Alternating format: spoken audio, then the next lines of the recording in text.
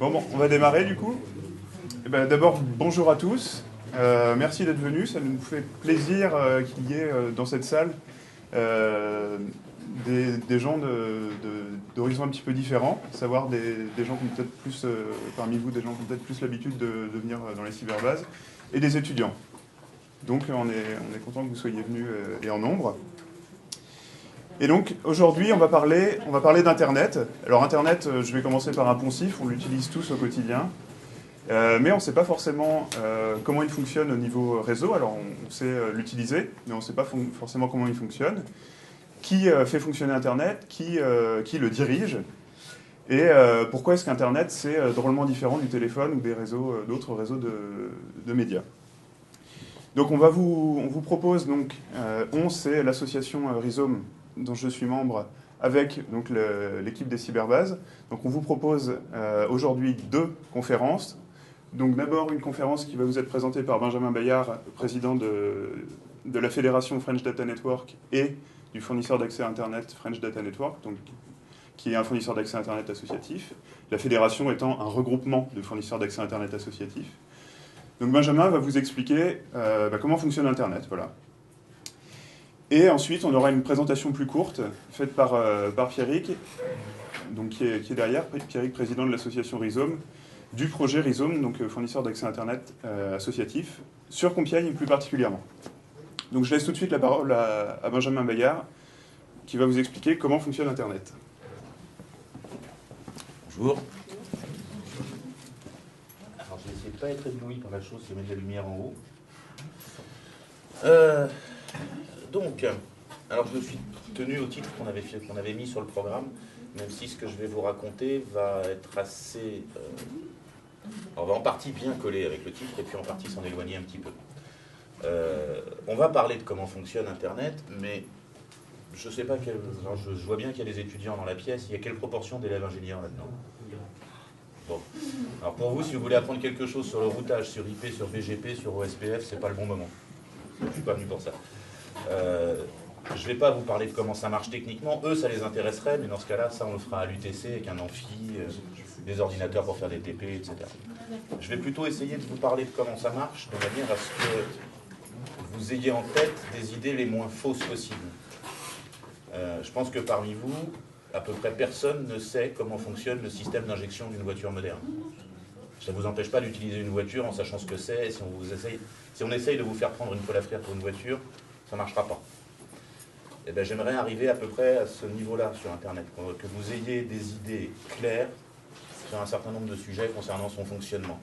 Et pas tellement son fonctionnement technique, qui n'intéresse qu'une poignée d'ingénieurs, mais surtout son fonctionnement humain.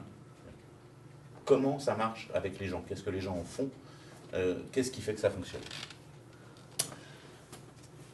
Donc c'est pour ça que je vais essayer de vous définir ce que c'est qu'Internet et comment il fonctionne. Ça devrait aller assez vite. Ensuite, on verra ce que c'est qu'un internaute.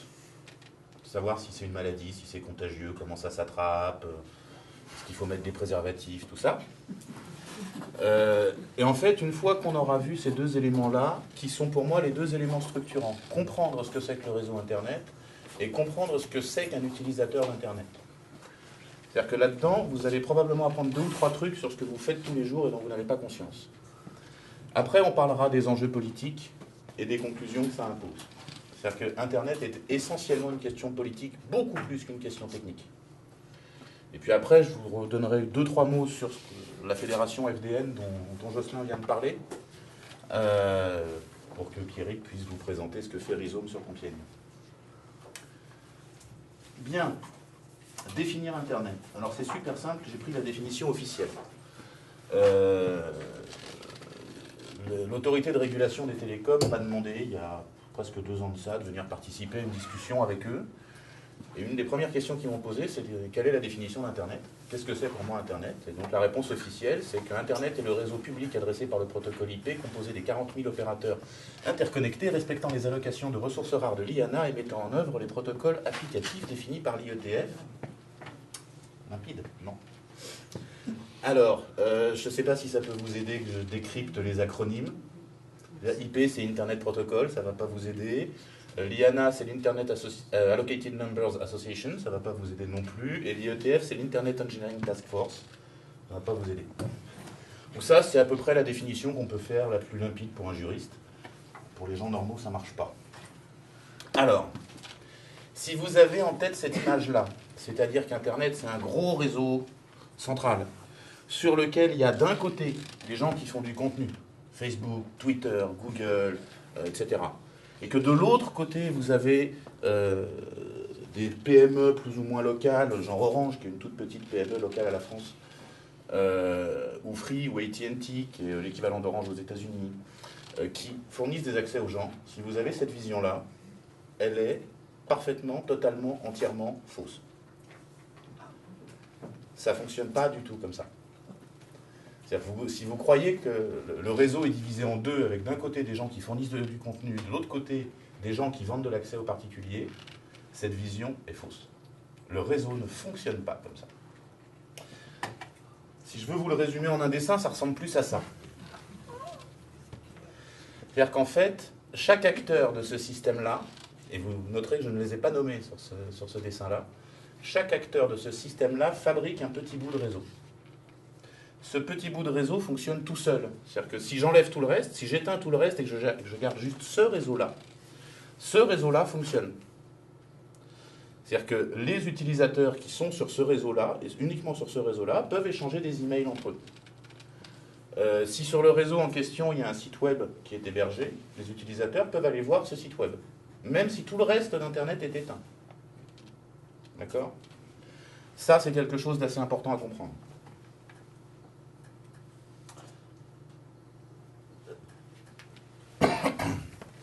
C'est pour ça qu'en général, on se réfère à ce qui, historiquement, était plutôt le bon mot d'un journaliste, qui est de dire que Internet, c'est le réseau des réseaux. Qu'est-ce que ça veut dire, ce bon mot, en dehors du fait que ça fait joli dans la phrase ? Ça veut dire que chacun des opérateurs fabrique un bout de réseau. Je ne sais pas si vous voyez à peu près à quoi ça peut ressembler une entreprise qui fait du réseau. C'est super simple à repérer. Vous avez un directeur technique qui, sur le mur de son bureau, punaise une grande carte, qui est la carte du réseau. Moi, je suis prêt à parier que le directeur technique de la SNCF, il a, sur le mur de son bureau, une carte de toutes les lignes de chemin de fer de France. Et si vous allez voir le directeur SNCF de la région de Picardie, il a punaisé sur le mur de son bureau, je suis prêt à le parier, une carte du réseau ferré de Picardie. Si vous voulez essayer de comprendre ce que c'est un opérateur réseau, ayez cette image-là.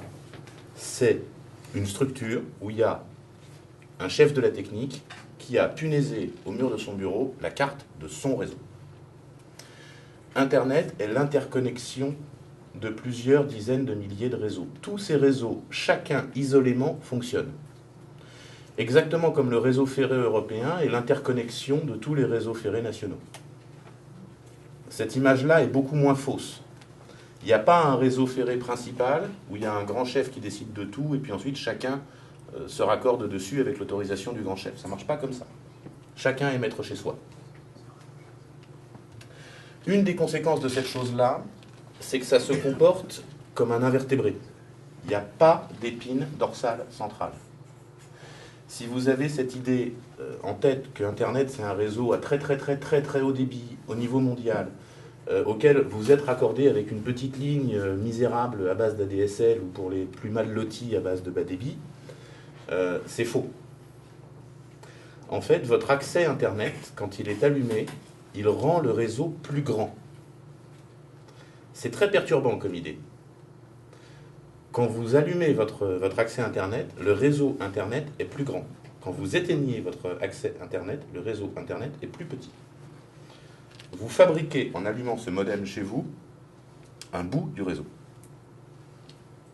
Et ce bout n'existe pas quand vous n'êtes pas là. Si on veut se faire une idée assez juste, une des seules images qui fonctionnent dans la nature, c'est le corail. Je ne sais pas si vous avez d'autres idées, je suis preneur, d'êtres vivants, où quand on les coupe en deux, les deux moitiés continuent à être vivantes. C'est pas fréquent. Réfléchissez 2 minutes sur les êtres humains. Quand on coupe un être humain en deux, il y a toujours au moins une des deux moitiés qui n'est plus vivante. Vous voyez, si on coupe là à peu près, il y a ce bout-là qui est plus vivant. Et puis si on coupe, il y a plein d'endroits où quand on coupe, les deux moitiés sont mortes. Sur Internet, il n'y a pas ça. Si vous coupez Internet en deux, c'est-à-dire si je reviens au dessin d'avant, si vous coupez ce machin-là en deux, on voit bien que chacune des deux moitiés va bien fonctionner. Et va fonctionner à peu près indépendamment de l'autre. Alors avec des conséquences. C'est-à-dire que l'utilisateur qui est là ne verra pas le site web qui est là. Ça, c'est évident. Mais il n'empêche que le réseau continue à fonctionner. Donc l'image la plus voisine que vous puissiez trouver, c'est des structures comme le corail, où chaque élément, structurellement, définit l'être vivant, et c'est la somme de tous ces petits éléments qui fait le grand tout. Il y a un seul point qui est compliqué à comprendre, qui est de savoir comment on répond à la grande question de Fernand Reynaud sur le 22 à Asnières. Pour les plus jeunes qui ne connaissent pas, si quand même, vous situez à peu près le 22 à Asnières. Fernand Reynaud qui essaye d'appeler le 22 à Asnières depuis un bureau de poste, il a beaucoup de mal à avoir la communication, du coup il demande à avoir New York, une fois qu'il a New York en ligne, il demande le 22 à Asnières et il l'obtient. Ça, pour que ça marche, ça suppose quand même que depuis New York, on puisse désigner le 22 à Asnières sans se tromper. En fait, ça dit simplement que, mais c'est quelque chose que vous savez déjà, il ne peut pas y avoir deux fois le même numéro de téléphone, ça ne peut pas marcher. Si on est deux à avoir le même numéro de téléphone, quand quelqu'un appelle ce numéro, ça fait sonner lequel des deux téléphones. Ça ne peut pas marcher, on sent bien que ça ne peut pas marcher. En fait, sur Internet, la seule chose que n'ont pas le droit de faire deux opérateurs, s'ils veulent que le réseau continue à fonctionner, c'est d'utiliser deux fois la même adresse. Alors, pas l'adresse mail, qui est celle que vous avez l'habitude de manipuler, mais les adresses numériques qui sont planquées derrière et qui ont à peu près des gueules de numéro de téléphone. C'est à peu près aussi moche. Mais vous ne les voyez jamais. Vous manipulez toujours des noms à la place, mais il n'empêche que techniquement, les ordinateurs, ça manipule plutôt des chiffres. Donc la seule contrainte pour pouvoir interconnecter tout ce merdier, il faut repérer qu'il y a, je vous le disais tout à l'heure, 40 000 opérateurs. On ne se rend pas bien compte de ce que c'est. 40 000 opérateurs, ça veut dire qu'en France, il y en a quelque chose comme 1500 ou 2000. Ce qui fait de nous un gros pays. Tous ces gens-là bossent ensemble et respectent les mêmes normes et respectent les mêmes usages. Depuis China Telecom jusqu'au gouvernement américain. Vous voyez, mettre ces gens-là d'accord, pas simple. Ce sur quoi ils sont d'accord, c'est à peu près une seule chose. Le fait qu'il n'y ait pas deux fois la même adresse, parce que sinon ça ne marche plus. Ce qui veut dire que, comment est-ce que vous traiteriez ça, vous, de manière simple, qu'il n'y ait pas deux fois la même adresse? C'est assez facile, hein. Il y a un petit mec avec son calepin, il note, cette adresse-là, je l'ai déjà donnée, elle appartient à machin. Il y a 4 milliards d'adresses, donc il a un calepin avec 4 milliards de lignes, et puis à chaque fois qu'il donne une adresse, il note ça, je l'ai donné à machin, ça, je l'ai donné à machin, pour ne pas donner deux fois la même. Et donc la structure qui gère ça, c'est celle qui s'appelle l'IANA, et qui distribue des paquets d'adresses. C'est celle-là dont je parlais tout à l'heure. Ça, c'est important à comprendre. La structure d'Internet est celle-là. Si, là, on décide de fabriquer un bout d'Internet entre nous, on demande à M. IANA de nous prêter un petit paquet d'adresses IP, modulo quelques mois de procédure et 2-3 documents à échanger en anglais, il va être d'accord. On sort 3 ordinateurs, là, dans la pièce, on les relie entre eux et on utilise ces adresses. Ce que nous avons fabriqué est un bout d'Internet. Est un bout d'Internet qui n'existait pas avant. Comme si nous avions fabriqué une île. D'accord ? Après, on va pouvoir discuter avec les autres opérateurs autour pour demander comment est-ce qu'on peut raccorder notre île avec leur continent ou avec leur île. Et c'est toutes ces îles raccordées entre elles qui forment le réseau. Bien. Maintenant, ça c'est quand même essentiellement technique et c'est pas super intéressant. Il y a un point fondamental à comprendre, c'est qu'il n'y a pas de centre là-dedans. Il n'y a aucun point dans ce réseau où si vous l'éteignez, le réseau ne fonctionne plus. Vous pouvez enlever n'importe quel morceau du réseau, Internet continue à fonctionner. C'est très bizarre à comprendre. Il n'y a pas de tête, vous ne pouvez pas couper la tête. Ça ne marche pas. un des éléments, ça c'est pour moi l'élément clé à avoir en tête. Que quand on essaye de vous expliquer que la gouvernance d'Internet dans le monde, ça n'existe pas. Ça n'existe simplement pas. Parce que ça supposerait une gouvernance, donc quelque chose plutôt à consonance politique, où il faudrait que, en gros, du gouvernement américain au gouvernement chinois, tout le monde soit d'accord sur les règles à appliquer. En passant par l'Iran, en passant par la Syrie, en passant par... Ça va être assez folklorique. Et évidemment, il faudra que les ingénieurs anarchistes qui gèrent le merdier soient d'accord pour l'appliquer, ce qui va rajouter un beau niveau de complexité. Bien, maintenant, si on essaye, indépendamment de ces contraintes techniques, de comprendre ce que c'est. C'est quoi, par nature, Internet? Alors, c'est pas un réseau de diffusion. Est-ce que vous pouvez, comme ça, me citer un réseau de diffusion dont vous avez l'habitude? La télé. La télé. La télé, c'est un réseau de diffusion. La télé, c'est un système où il y a un point qui émet, et il y a des millions de points qui reçoivent de manière parfaitement passive. C'est le cas de la télé, que ce soit par satellite, par le câble, par la TNT, par le hertzien analogique qui n'existe plus. Tout ça, c'est un réseau de diffusion. C'est un mécanisme où il y a un point central qui émet et des millions de points passifs qui reçoivent sans rien pouvoir y faire. C'est-à-dire quand vous éteignez votre poste de radio, les ondes radio continuent d'arriver. Vous ne les écoutez plus, mais elles continuent d'arriver. Ça, c'est le principe d'un réseau de diffusion. Internet n'est pas un réseau de diffusion. Il permet de faire de la diffusion, mais sa structure n'est pas d'être un réseau de diffusion. C'est pas un réseau de communication. Alors je ne sais pas si vous pouvez me citer des réseaux de communication auxquels vous êtes habitués. Ouais, le bon exemple, c'est le téléphone. Le téléphone, c'est un réseau de communication où vous pouvez, d'une personne A, appeler une personne B, et avec les systèmes les plus modernes et les plus pointus, faire des conversations à 4 ou 5. Internet ne fonctionne pas comme ça. Si vous l'avez déjà utilisé, vous savez que ça permet beaucoup plus de choses que ça. Puisque ça permet ne serait-ce que de lire le journal, ou de poster des bêtises sur Facebook, ou de... C'est beaucoup plus que de passer un coup de fil à 2 personnes. Quand vous postez quelque chose sur votre mur Facebook, ou quand vous écrivez un article de journal qui est publié, c'est beaucoup plus diffusé que simplement passer un coup de fil à toute la famille. Donc par nature, ce n'est pas un réseau de communication. En fait, ce n'est pas un réseau de diffusion parce que n'importe quel point du réseau peut diffuser. Alors ça aussi, c'est quelque chose qui surprend. L'accès Internet qu'il y a chez vous est par nature le même que celui qu'il y a chez Monsieur Google. Le sien est plus gros, mais par nature, c'est le même objet. C'est-à-dire que lui, il a pour desservir sa petite maison une autoroute à 16 voies, vous voyez, pour arriver chez lui. Alors vous avez une allée fleurie jolie devant la maison. Mais par nature, c'est pareil. Ce qui circule dessus, c'est la même chose. C'est juste qu'il est gros. Il n'est pas différent, il est plus gros. L'ordinateur qui est chez vous est capable d'héberger un site web. C'est quelque chose qui surprend beaucoup de gens. L'accès Internet qui est chez vous permet de diffuser un site web, n'importe quel site web. Je vous donne 2 exemples comme ça. Edgar.fdn.fr, c'est mon ordinateur. C'est celui qui est sous mon bureau, dans mon studio à Paris. Si sur un navigateur Internet vous tapez edgar.fdn.fr, vous verrez mon site web perso. Si j'éteins l'ordinateur qui est à la maison, vous ne verrez plus mon site web. Il n'est pas quelque part sur Internet. Il est sur l'endroit très précis du quelque part sur Internet qui est sous mon bureau. Et qui est accessible depuis toute la planète.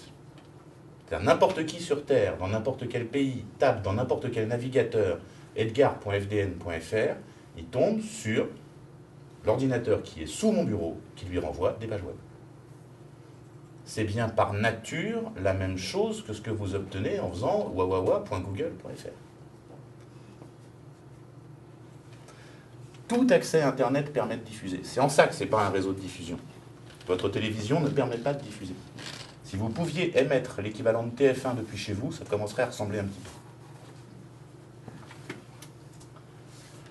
C'est pas un média. C'est pas un média au sens classique. Les médias au sens classique, ça vous voyez tous ce que c'est. Télévision, radio, journaux, etc. Internet ressemble absolument pas à ça. C'est-à-dire, dans quelle variété de médias mettriez-vous Facebook? Dans quelle variété de médias mettriez-vous le site web qu'il y a sur l'ordinateur qui est sous mon bureau? C'est pas un média, c'est autre chose. Par contre, Internet permet tout ça. Il permet la diffusion. Qui parmi vous a déjà regardé une vidéo sur YouTube ou sur Dailymotion ou sur n'importe quoi sur Internet? À peu près tout le monde, je suppose. Ça permet la communication. C'est-à-dire, qui parmi vous a déjà utilisé Internet pour communiquer avec des gens, par mail, par chat, par Skype, par MSN, à peu près tout le monde. Qui parmi vous a déjà consulté des médias en ligne? À peu près tout le monde. Évident. C'est rien de tout ça. Internet, c'est un support, c'est un lien qui permet tout ça. Internet, c'est juste la partie technique qui sert à transporter ça. Un média, c'est le Figaro.fr ou le Monde.fr. Mais ça, c'est en fait ce que décide le propriétaire de l'ordinateur en question. Il décide d'en faire un journal, un site de presse. Mais il déciderait d'en faire un site qui vend des petites culottes, ce serait un site qui vend des petites culottes. Le propriétaire de l'ordinateur décide de ce qu'il en fait. Et c'est cet usage qui définit s'il va faire de la diffusion, parce qu'il a décidé de faire un site de vidéo ou de choses comme ça, s'il va faire de la communication, parce qu'il a décidé de développer une appli qui sert à communiquer, comme Skype, comme MSN, ou s'il va en faire un média. Internet, c'est le liant qui raccroche tous les ordinateurs de la planète et qui permet n'importe quel usage. Ça, c'est très important à avoir en tête. Si on vous dit Internet, ça sert à, quel que soit ce qu'il y a derrière, est faux. Internet, ça sert à rien. Internet, ça peut être utilisé pour, et alors là, vous pouvez mettre une infinité de choses. Ça peut être utilisé pour à peu près tout. À part le transport de marchandises, parce que c'est physique, mais pour tout ce qui n'est pas physique, vous pouvez utiliser Internet. Internet peut être utilisé à la place de n'importe lequel des réseaux préexistants. Alors ça, c'est un point qui est beaucoup plus complexe. Mais ça a l'air évident une fois qu'on a dit tout ça. Internet change la façon dont les êtres humains communiquent entre eux. Est-ce que ça paraît évident à tout le monde? Question clé, c'est quoi une société? Pas société au sens entreprise. La société que nous formons, c'est quoi? La société, c'est la somme des interactions des êtres humains entre eux. Si vous prenez un être humain tout seul, qui est né dans un bocal et qui sortira jamais de son bocal, c'est essentiellement un bout de viande. Mais ce n'est pas une société. Et c'est en fait surtout quelque chose qui sera mort. La légende raconte, alors moi je l'aime bien, on ne sait pas si elle est vraie, mais je la trouve très jolie. Au XIIIe siècle, un brave roi se pose, érudit, un type qui était tout sauf con, se pose une question fondamentale qui est: quelle est la langue naturelle de l'espèce humaine? Ah oui, on sent bien, le français, c'est pas propre comme langue. Il doit y avoir une vraie langue naturelle, qui est la langue que parlent les êtres humains de manière naturelle quand on ne les pervertit pas. Et il se demande en gros si c'est le latin ou le grec. C'est ça la vraie question, ça peut pas être les autres. Et il se dit, le meilleur moyen de savoir, c'est de prendre des nouveau-nés et de ne pas leur parler. De juste les laisser grandir tout seuls, en leur parlant pas, pour voir quelle langue ils vont parler quand ils seront adultes. Logique et scientifique comme approche. La conclusion de ça, c'est qu'il meurt. Un nouveau-né auquel on ne parle pas meurt. C'est-à-dire qu'en fait, la société, l'interaction avec les autres humains est vitale à l'espèce. La société n'est que la somme des interactions entre les gens. Ce qui compte dans une société, c'est ce que vous dites et ce que vous faites avec les autres. Ce que vous dites tout seul dans votre salle de bain, c'est de la masturbation. Ce que vous dites avec les autres, c'est faire société, même vous engueuler. Savoir sur quel ton vous vous engueulez avec qui et à propos de quoi, c'est structurant pour une société. Savoir sur quoi on n'est pas d'accord, c'est presque aussi grave que de savoir sur quoi on est d'accord. Internet change la façon dont les humains communiquent. On ne peut pas dire mieux pour dire que Internet change la société. change par définition la société. Un outil qui change aussi profondément la façon dont on communique entre nous, la façon dont on échange, avec qui on échange, et de quel sujet on parle, et comment on en parle, et comment on accède à l'information, par définition, ça change la société. Ça change la société beaucoup plus en profondeur que n'importe quel programme de n'importe quel homme politique. L'homme politique, au mieux, il va changer un tout petit peu de vocabulaire et 2 ou 3 lois. Mais ce n'est pas les lois qui font la société. On peut faire une société sans loi. Ça marche. Plus ou moins bien, mais ça existe. Ce qui fait la société, c'est la façon dont les gens communiquent. Internet a une influence sur la société et est en train de changer la société bien plus en profondeur que ce que prévoit n'importe quel programme de n'importe quel candidat. En plus, c'est bien de dire ça la veille du premier tour. Côté bien posé, c'est-à-dire qu'ils sont en train de se chamailler pour un épiphénomène.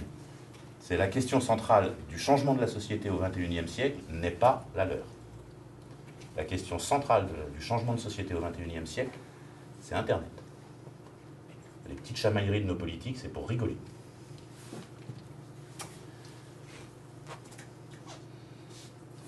Bien, maintenant qu'on commence à comprendre un petit peu ce que c'est qu'Internet et ce que ça fait, c'est-à-dire qu'une fois qu'on a retiré le fait que c'est fait avec des ordinateurs, mais c'est pas ça qui est intéressant, c'est fabriqué par des ingénieurs, mais c'est pas ça qui est intéressant, ce qui est intéressant, c'est que c'est un réseau qui n'a pas de centre, donc qui est totalement incontrôlable.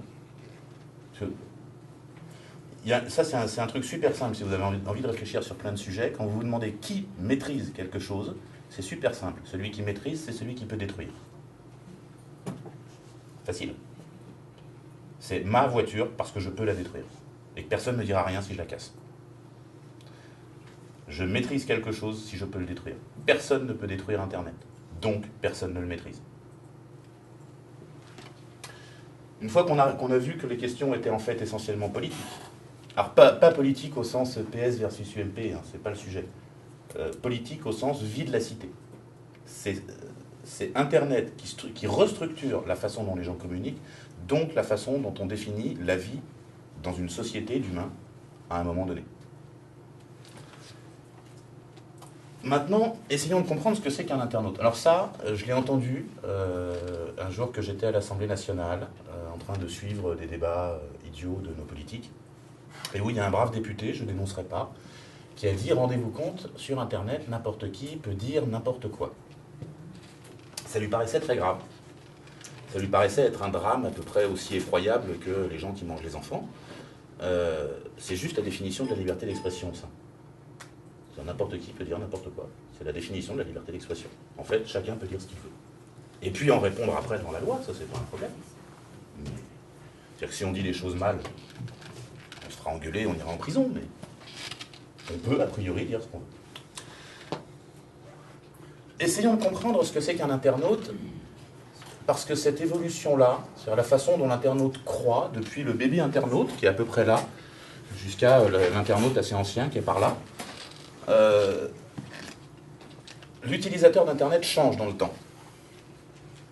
Alors je ne sais pas du tout où vous vous situez là-dedans. Ce sera à vous de voir. Je vais vous raconter un peu les étapes et puis vous verrez. Et vous essayerez de déterminer à quel endroit vous en êtes. C'est ni humiliant ni blessant. C'est-à-dire qu'il y a plein de gens qui sont encore de très jeunes utilisateurs d'Internet et qui n'ont pas encore constaté qu'on pouvait aller plus loin. D'autres qui sont des utilisateurs très avancés, ça ne les empêche pas d'être des confinis. Donc, voilà, c'est juste une question d'apprentissage de l'outil.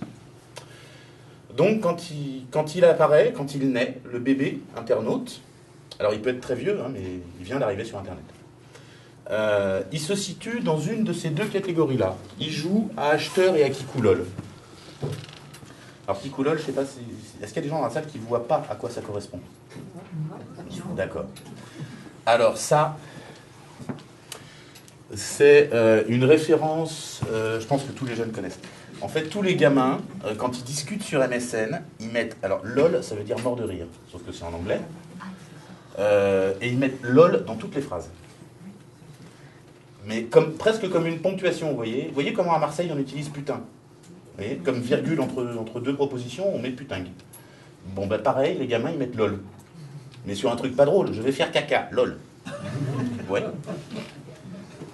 Tant qu'on n'est pas obligé de regarder. Et même chose, ils ont tendance, quand ils se disent bonjour, alors les plus lettrés disent coucou, et les moins lettrés disent kikou. C'est plus mignon de dire kikou que de dire coucou, et de l'écrire K-I-K-O-U plutôt que C-O-U-C-O. Et donc voilà, ça veut dire la même chose, hein, c'est pour dire coucou, quoi. Donc voilà, c'est ce qu'on appelle les kikoulol, c'est cette variété-là. L'acheteur, alors ça c'est super facile à décrire, à la fin des années 90 on en croisait beaucoup, les acheteurs de la première variété, ce sont les gens qui rentrent de chez Darty ou Auchan et qui ont acheté Internet. Ils ont acheté Internet. Ils ont acheté un réseau mondial. Ils sont sortis, ils ont fait un chèque de 300 milliards de dollars, ils ont racheté les 40 000 opérateurs de la planète. Non, ils n'ont pas acheté Internet. Ils ont acheté la possibilité de se raccorder à Internet. C'est pas pareil. Mais dans leur tête, alors c'est moins vrai de nos jours, mais je vous jure qu'en 97 c'était flagrant, ils ont acheté Internet, les mecs, ils y croient, quoi. Ils rentrent chez eux, ils ont acheté Internet. Et du coup, quand ils arrivent pour discuter sur les forums, quand ils arrivent pour discuter sur n'importe quoi, ben on leur doit de leur répondre. Ils ont acheté Internet, ils ont payé l'abonnement en bon sang de bois, ils ont posé une question, on leur doit une réponse. Ils n'ont pas la conscience que la personne à l'autre bout, qui perd son temps bénévole à lire la question pour envisager de peut-être fournir une réponse, est finalement leur voisin de palier. Quelqu'un qui, comme eux, passe des heures à essayer de comprendre des sujets. Donc ça, c'est la première variété de l'acheteur. C'est celui qui croit qu'il a acheté Internet. Il est en train de disparaître. De nos jours, les gens ont bien conscience qu'ils ne sont pas tout seuls, mais il y en a encore des comme ça. La deuxième variété est plus facile à comprendre.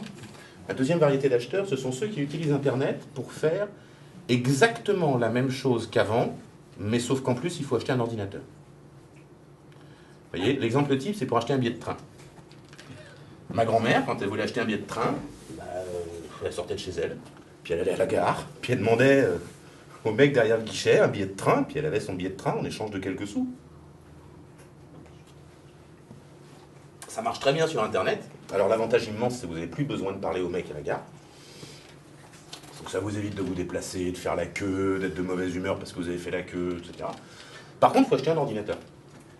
Voilà, la principale différence, c'est qu'on ne parle plus aux gens, on est obligé d'acheter un ordinateur.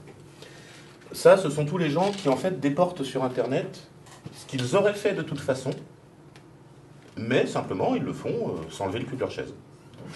Je sais pas, pour ceux parmi vous qui sont pas fans de passer tout le samedi après-midi au supermarché pour ramener des packs de lait, sachez que vous pouvez le faire par Internet. Vous commandez la même liste de courses que d'habitude, donc ça vous prend 40 secondes.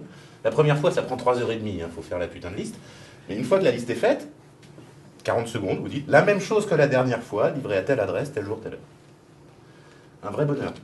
Ça vous libère des courses, ça ouvre des horizons. Hein. Et en plus, c'est pas vous qui portez les courses jusqu'au 3e étage, c'est le pauvre livreur.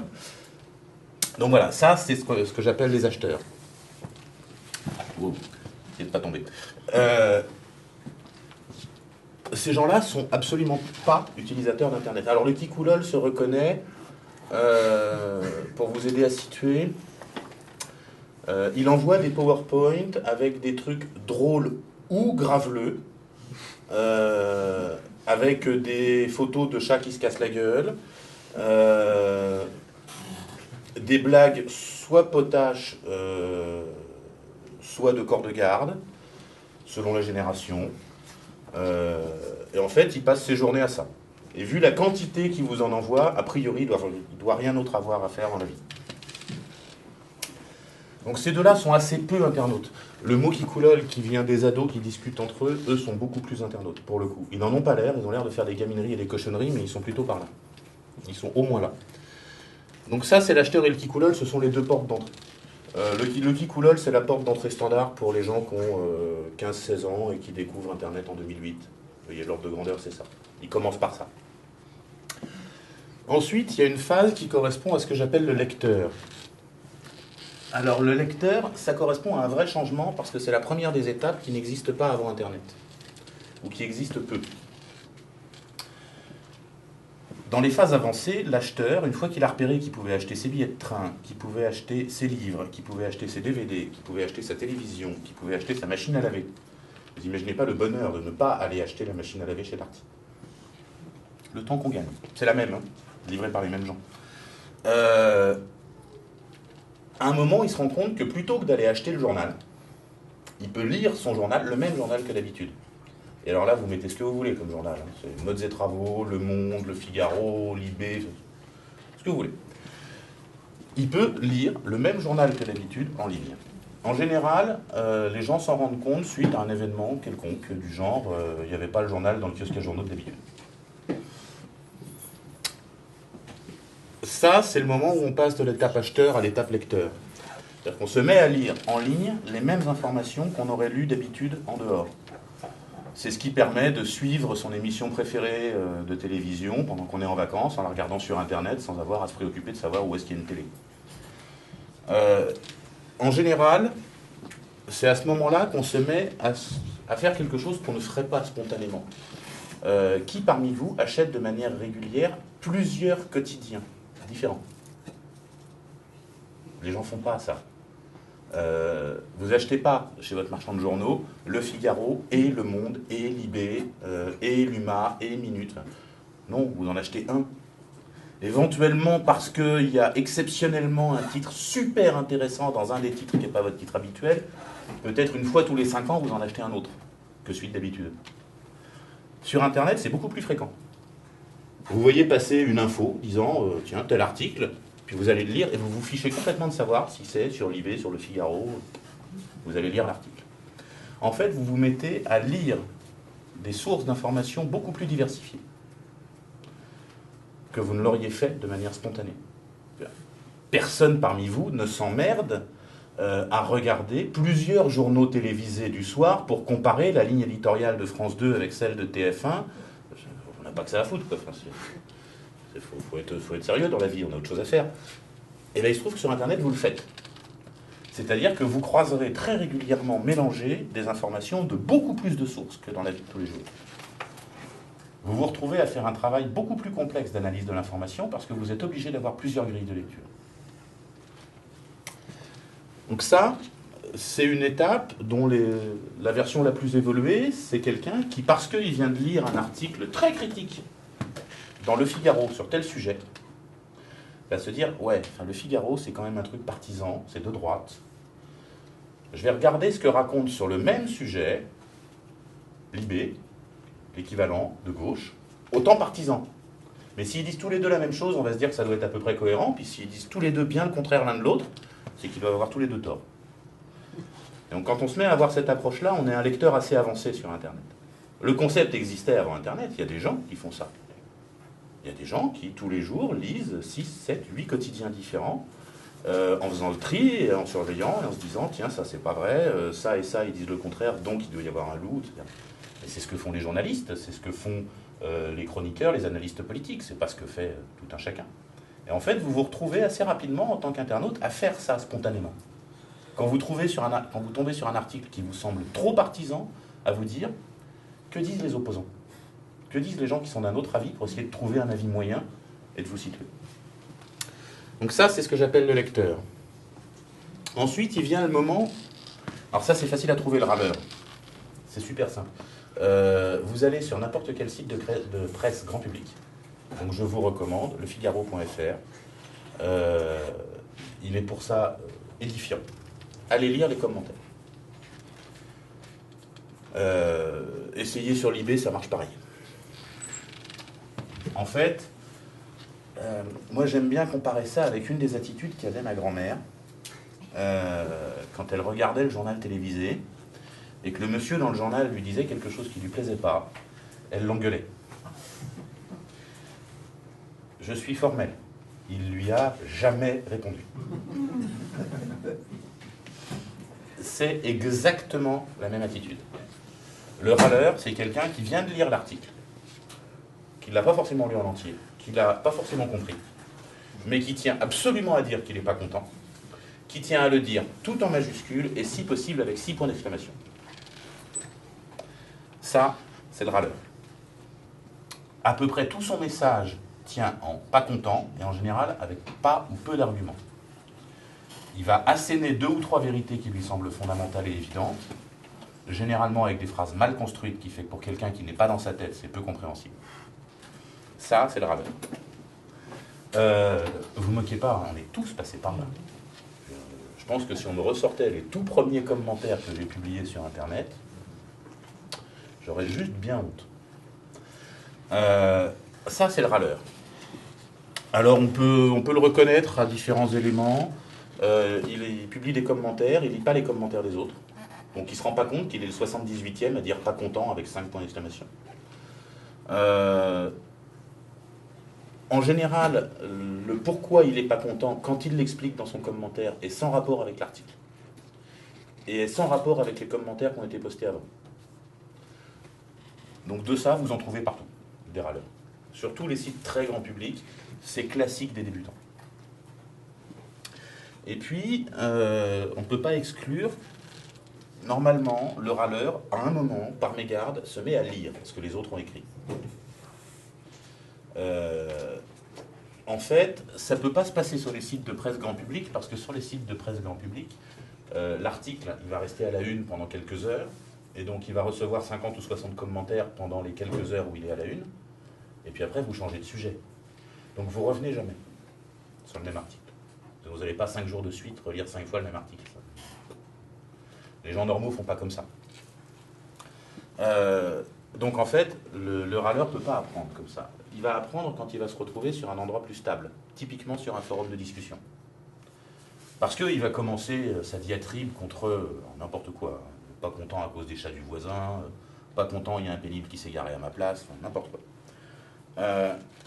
Il commence sa diatribe et puis très rapidement, il va se faire engueuler. Les gens vont lui dire, si tu veux qu'on comprenne pourquoi tu n'es pas content, tu es prié de l'expliquer. Puis tu es prié de l'argumenter. Et puis sur les arguments qu'on te donne, que tu donnes, on va t'en donner d'autres. On va te dire non, sur ça, tu te trompes, une référence avec un lien où il y a des pages complètes qui expliquent. Et à force de se faire engueuler quand il répète juste pas content, il va être obligé d'argumenter et puis de reconnaître quand il s'est trompé. Ça a l'air très joli quand c'est moi qui le dis, c'est épouvantablement compliqué de reconnaître en public qu'on s'est trompé, qu'on a dit une bêtise, qu'on n'aurait pas dû, qu'on n'avait pas les bonnes informations. Je ne sais pas si vous avez déjà entendu, ne serait-ce qu'un politique dire ça. C'est « Ah non, je me suis trompé, j'aurais pas dû ». Ça coûte un bras à dire. Et en fait, ça, c'est ce qui en fait un commentateur. C'est-à-dire que le moment où on bascule de râleur à commentateur, c'est trompeur le titre. On pourrait se dire commentateur, c'est le mec qui écrit les commentaires. Pas du tout. Un commentateur, c'est quelqu'un qui lit les commentaires des autres avant de poster les siens. C'est ça, un commentateur. Ensuite, cette variété-là évolue beaucoup. Alors, beaucoup de gens, il y a les paliers. Hein. Il y a une première étape qui est vraiment à ce niveau-là, où les gens restent potentiellement très longtemps. Il y a une deuxième étape où on peut rester assez longtemps, qui est râleur. C'est-à-dire que les gens qui se contentent juste d'aller regarder des articles de temps en temps et de poster, qui donc ne reviennent pas discuter sur des lieux fixes, ne peuvent pas passer de râleur à commentateur. Et ensuite, commentateur correspond vraiment à un palier. C'est-à-dire qu'il y a des gens qui n'iront pas plus loin, qui sont ravis, qui lisent, qui parfois, quand ils ont trouvé le sujet intéressant, vont regarder ce qui se discute à côté, vont éventuellement contribuer à la discussion, ou juste constater que non, c'est chiant, je vais faire autre chose, mais qui ne vont pas aller plus loin. Et puis, pour les plus passionnés, il y a des sujets qui vous travaillent, et où donc vous allez lire régulièrement ce qui se publie sur ce sujet-là. Moi, je ne vous cache pas que des choses qui parlent d'Internet, j'en ai lu des centaines de milliers de pages ces 20 dernières années. Parce que voilà, le sujet me passionne, je suis président d'association autour de ça, il se trouve que c'est aussi mon boulot à côté, enfin, je passe mon temps à ça. Du coup, quand vous êtes passionné par un truc, à force régulièrement de lire, vous finissez par savoir beaucoup de choses. Et donc quand vous écrivez un commentaire, c'est en général pour préciser. Que quelqu'un avait fait un article assez court sur un sujet précis, que vous connaissez bien parce que vous avez l'habitude de lire dessus, et vous allez apporter des précisions. Dire attention, sur ce détail-là, tu te trompes, ce que tu présentes, c'était l'état de l'art en 2003, mais depuis 2009, on sait que, les ou avec une référence, préciser certains points obscurs, reformuler une explication mal formulée dans l'article, etc., etc., participer à un débat construit, etc. Et puis, à force, le commentateur, qui n'est pas un auteur premier, c'est pas lui qui publie les articles. Par contre, il en sait probablement autant que chacun des auteurs qu'il a l'habitude de lire, à force. Et du coup, il se retrouve, et c'est là qu'on commence à basculer dans la catégorie auteur, il se retrouve sous un article de 300 mots, à publier un commentaire pour préciser de 900 mots. Il met 3 fois plus long de commentaire pour préciser tout ce que l'auteur a laissé d'ambigu que l'article original. Il produit plus de contenu dans les commentaires qu'il rédige que n'en produit l'article qu'il est en train de commenter. Ça, c'est un symptôme clair. C'est le symptôme qu'il est temps de passer de cette catégorie-là à cette catégorie-là. C'est le moment où il faut, plutôt que de laisser un commentaire de 30 pages sur l'article de M. Dupont, il faut ouvrir un truc à vous et puis publier votre article de 30 pages, dont le premier paragraphe dira j'ai lu hier l'article de Dupont avec un lien, je veux vous l'apporter comme précision, et plouf, 30 pages, et puis en dessous, il y aura une discussion construite sur les gens qui veulent commenter vos 30 pages. Donc ça, c'est le moment où on devient auteur.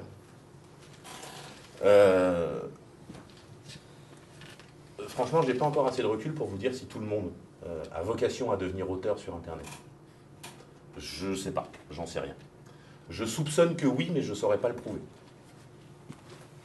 Et puis, à force de devenir auteur, et donc de publier régulièrement des pensums longs comme le bras en commentaire et en réaction des articles publiés sur les thèmes voisins par tous les gens que vous connaissez depuis des années, à force de lire tout le monde, vous finissez par trouver dans vos commentateurs des gens qui présentent un point de vue original et intéressant, et par dire, tiens, t'as pas encore envie d'ouvrir ton site, mais si là, tu avais fait un commentaire bien, sur tel sujet très précis, sur la variété de pêche à la mouche par temps de pluie, enfin un truc bien pointu, il y avait un commentaire intéressant, si tu permets, je le prends, et j'en fais un article, au même niveau que les miens.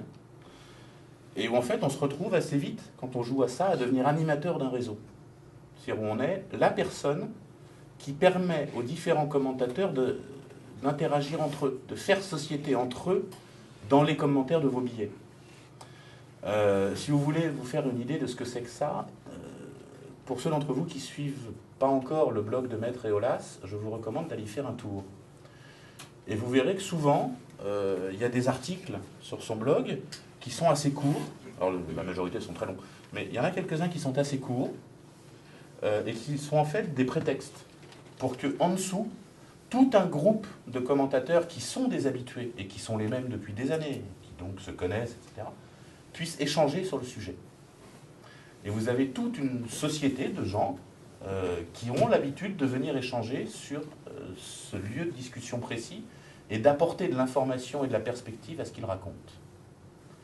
Et en soi, l'animation de ce réseau crée un contenu et un élément social beaucoup plus intéressant que le billet lui-même.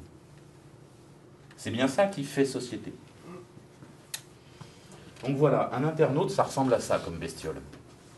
Ça commence comme un acheteur et ça termine comme un animateur de réseau qui permet aux gens d'interagir entre eux. Et quel que soit le thème, ça peut être poterie macramé le thème, c'est pas un problème. Il n'y a pas besoin que ce soit de la haute finance internationale. Qu'est-ce que c'est que ça ? Ça, en fait, l'air de rien, c'est ce que, dans les discours les plus pompeux sur la République, on appelle un citoyen. Je vous laisse transposer, c'est quelqu'un qui sait s'exprimer en public, qui a l'habitude de lire des sources d'informations différentes et de les recouper, qui connaît suffisamment son sujet et qui a donc l'habitude d'aller chercher des références, ou quand on lui affirme quelque chose, il va chercher la référence pour savoir si c'est vrai, ou si c'est une information gratuite. Qui, parce que tout ça a lieu par écrit et en public, est obligé de reconnaître quand il s'est trompé et sait changer d'avis quand on lui met le nez dans son erreur. Vous imaginez à quel point nos hommes politiques n'aiment pas ça. C'est pas du tout les lecteurs moyens. Les lecteurs moyens, vous allez le voir sur le marché, vous lui sortez un mensonge gros comme le bras, et il a comme habitude de ne pas vérifier. Avec un tout petit peu de chance, il est journaliste. Si vous avez beaucoup de chance en tant que lecteur du journaliste en question, il aura vérifié avant de recopier dans le journal, mais 9 fois sur 10, il n'aura même pas vérifié. Parce qu'il ne va pas dire tel truc est vrai dans son article. Il va dire tel homme politique nous déclare. Mais ça, l'homme politique, il a vraiment déclaré ça. Il se trouve que ce qu'a déclaré l'homme politique est faux. Mais personne n'a été vérifié. Et l'article lui-même n'est pas faux. Il ne dit pas tel truc est vrai, il dit l'homme politique nous a dit ça. Il ne se mouille pas.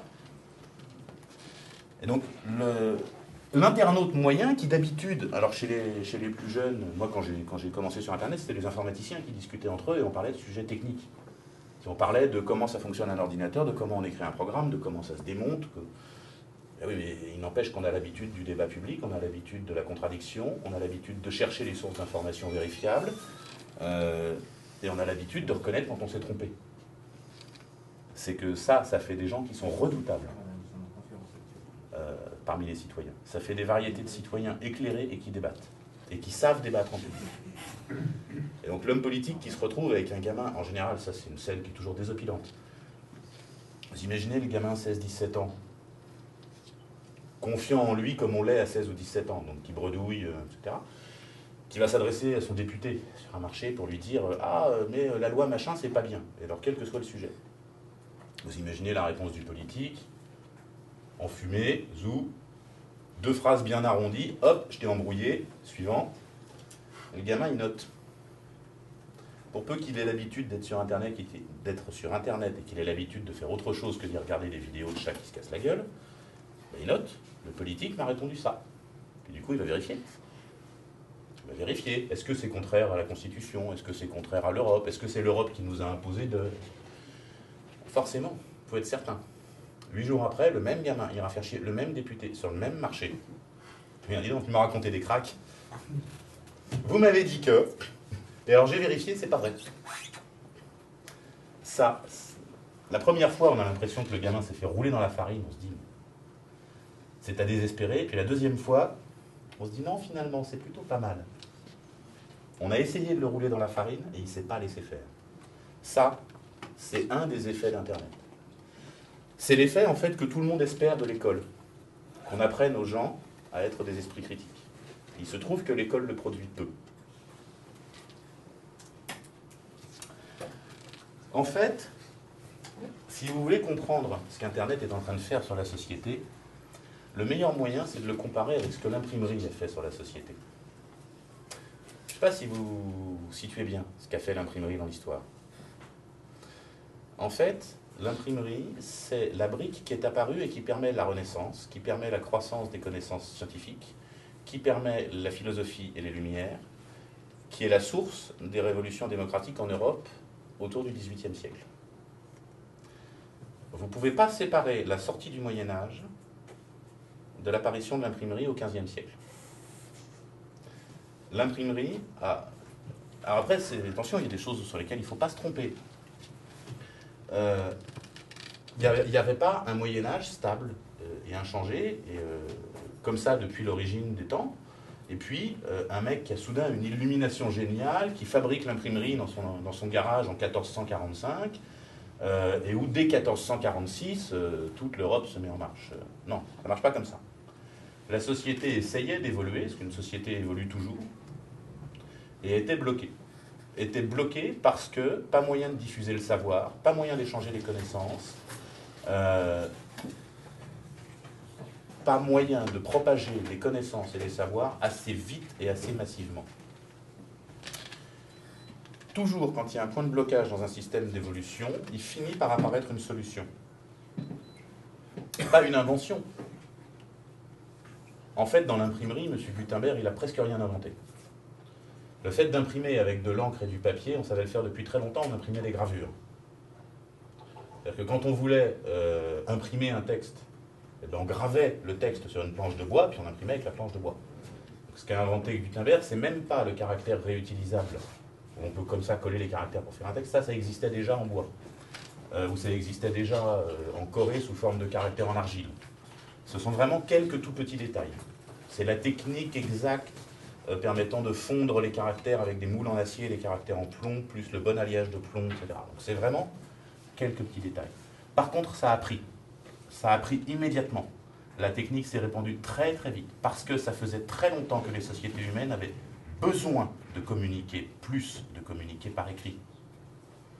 De la même manière, Internet répond exactement au même type de besoin. Les sociétés humaines, dans les années 50 ou 60, commencent à être très limitées par les capacités de communication.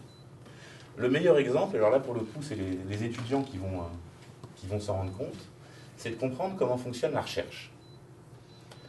En matière de recherche, vous avez besoin de recevoir tout ce qui est publié en permanence sur le domaine qui vous intéresse.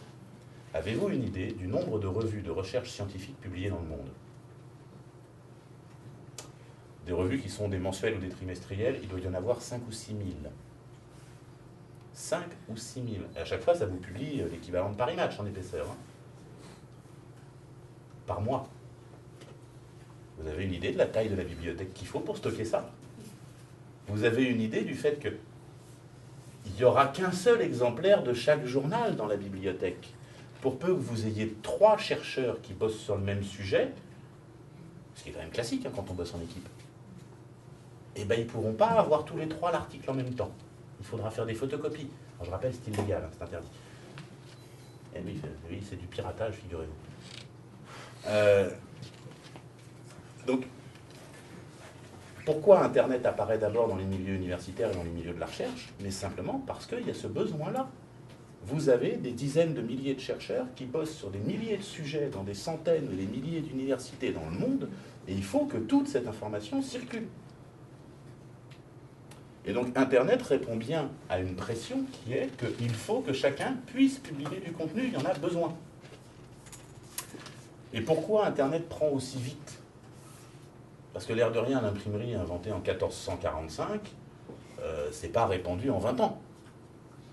En 1465, on ne trouvait pas des bibliothèques municipales dans toutes les villes de France. Hein. Pourquoi Internet s'est répandu en seulement 20 ans? Parce que c'est inventé à la fin des années 70, à la fin des années 60, pardon.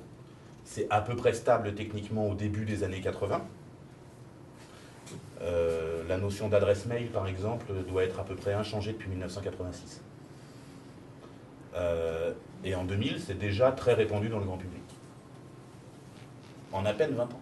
C'est rien 20 ans, c'est rien du tout pour quelque chose qui change la structure, la façon dont la structure de la société se fait. C'est bien que ça répond à un besoin. Et en fait, Internet est en train de changer la société exactement autant que l'imprimerie l'a fait. Alors généralement, je résume ça en disant que l'imprimerie a permis au peuple de lire et qu'Internet va lui permettre d'écrire. Si vous n'en êtes pas convaincu, qui parmi vous a déjà vu publier, imprimer, ses écrits dans la presse quotidienne régionale, dans la presse nationale? Même pas un courrier des lecteurs? Bon, alors moi si, j'ai déjà vu certains de mes écrits imprimés. Qui parmi vous a déjà vu certains de ces écrits diffusés sur Internet? Un commentaire sous un site web, un commentaire public sur Facebook, une remarque sur Twitter, etc. C'est devenu complètement banal. Qui parmi vous a déjà laissé un commentaire sous un article sur un site de presse? C'est devenu complètement banal. La grande différence entre le monde d'avant Internet et le monde d'après, c'est que tout le monde a accès à la liberté d'expression. Je ne sais pas si je l'ai aujourd'hui sur moi. D'habitude, je me promène toujours avec un exemplaire de la Déclaration des droits de l'homme. Ça sert toujours. Je ne sais plus si j'en ai un sur moi aujourd'hui. Non. Ah, par contre, j'ai le bout qui est utile. L'article 11 de la Déclaration des droits de l'homme et du citoyen de 1789, donc je ne parle pas d'un texte super moderne, hein, c'est un truc de gauchiste. La libre communication des pensées et des opinions est un des droits les plus précieux de l'homme. Tout citoyen peut donc parler, écrire, imprimer librement, sauf à répondre de l'abus de cette liberté dans les cas déterminés par la loi. Ça, c'est l'article 11 de la Déclaration des droits de l'homme depuis un peu plus de 2 siècles. Il y en a parmi vous qui possèdent une imprimerie? Bon, par contre, vous avez tous un accès Internet. Ça change tout. Vous n'aviez pas la possibilité de communiquer avant. Vous n'aviez pas la possibilité de vous exprimer de manière publique. Maintenant, vous l'avez. Bien. Et du coup, les enjeux politiques, on va comprendre beaucoup plus vite. Parce qu'on voit bien que tout ça est politique. Tout ça joue sur la façon dont la société se forme. Qui s'oppose? Parce que je suis en train de vous décrire un truc qui a l'air formidable, on est au pays des bisounours, tout le monde aime bien, tout le monde promeut et tout va bien. Il y a des gens pourtant qui s'y opposent. Qui? Ben, comme toujours, les gens qui s'opposent à l'imprimerie, c'est les moines copistes. Alors nous, on a des moines copistes de DVD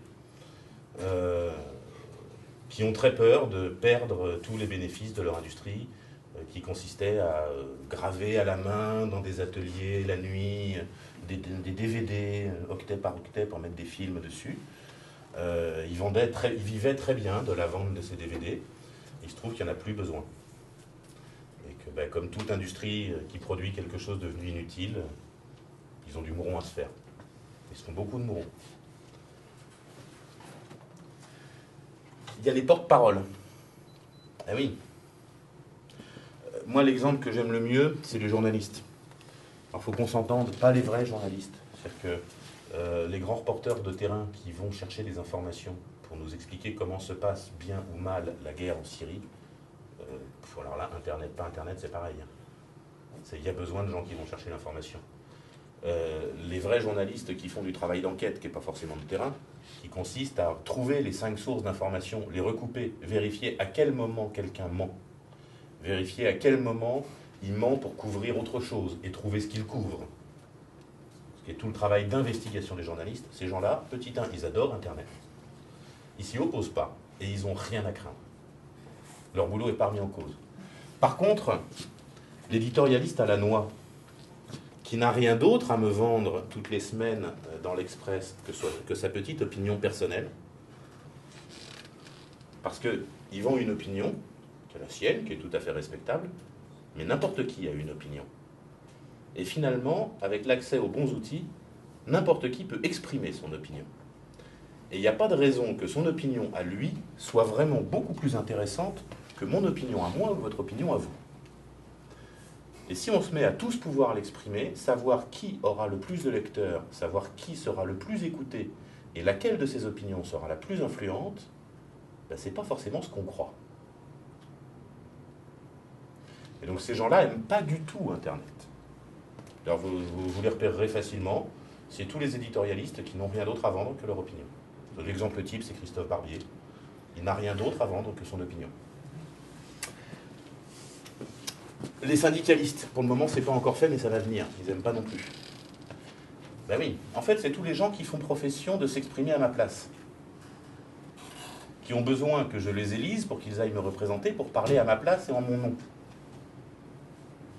J'ai pas besoin qu'ils aillent parler à ma place et en mon nom. Je peux très bien, si je juge le sujet important, aller m'exprimer, moi, en mon nom. Internet supprimant les intermédiaires, je peux m'exprimer. Donc tous les intermédiaires se retrouvent en position de danger. Ils ne sont pas devenus inutiles. C'est pas vrai. Si vous imaginez une négociation salariale dans France Télécom, on n'imagine pas les 120 000 salariés rentrer dans le bureau du patron, s'asseoir, et puis on va causer. Ça ne marche pas, ça. Le bureau n'est pas assez grand. Donc il faut bien des représentants. Mais la structure des représentants institutionnels va forcément changer. Parce que n'importe qui peut devenir représentant.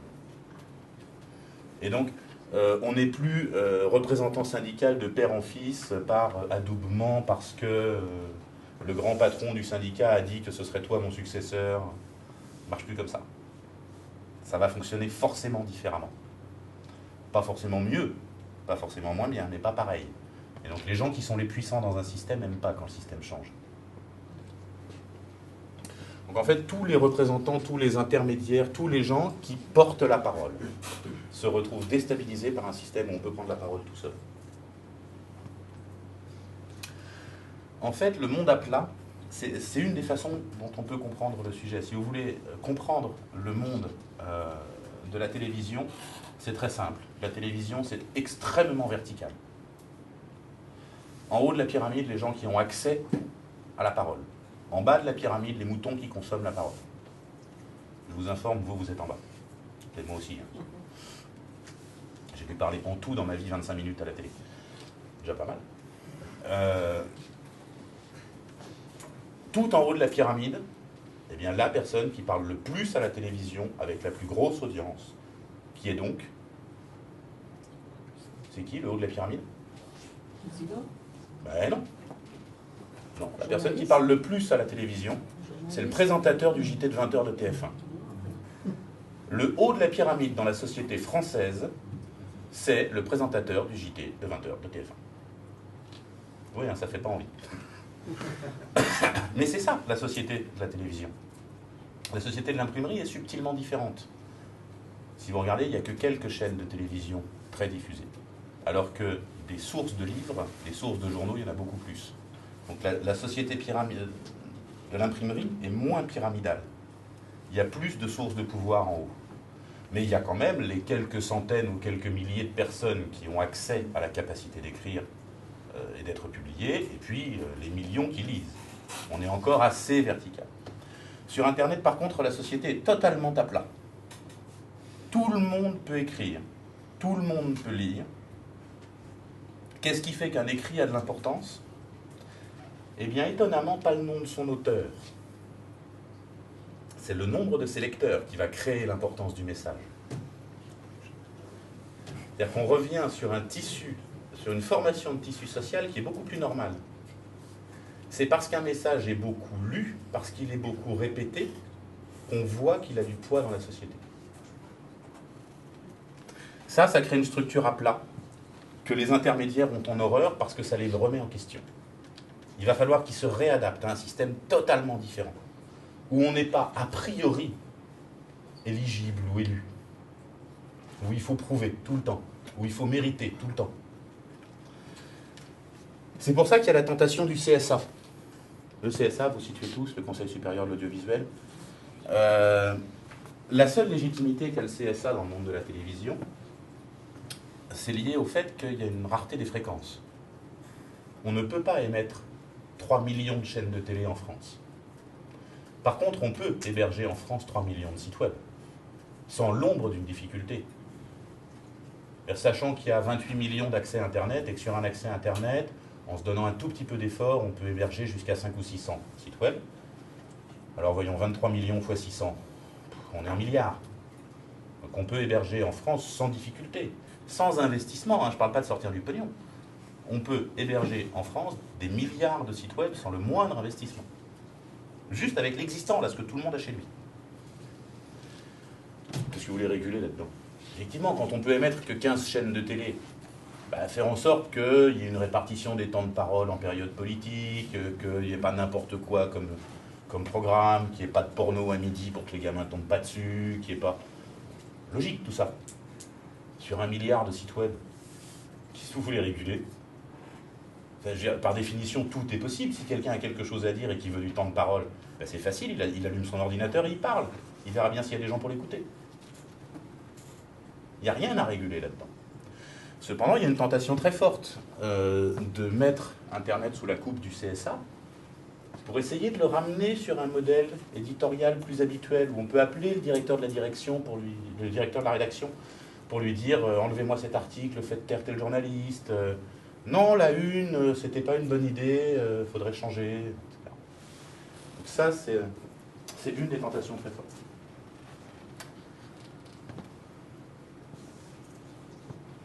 Si vous voulez comprendre ça, alors ça c'est un exemple que j'aime bien. La façon dont est traité Internet vous donne une mesure de qualité de la démocratie dans les pays.